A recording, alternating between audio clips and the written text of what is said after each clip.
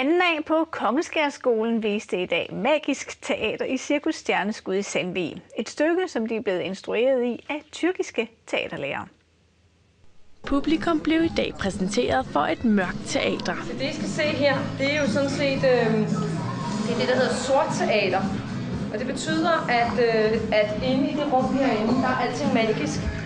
Det er i anledning af Bornholms Dukketeaterfestival i næste uge, at 2 tyrkiske teaterlærere er kommet til Bornholm. Børnene mødte først teaterlærerne i tirsdags, og i går var der prøver. Det var hektisk, og det var rigtig, rigtig sjovt. I dag skulle 2. A så optræde med en tenniskamp.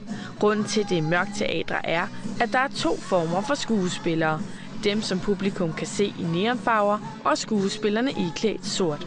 And that's why we can do some magical things in the stand, and then that's why kids are really loves black theater, and that's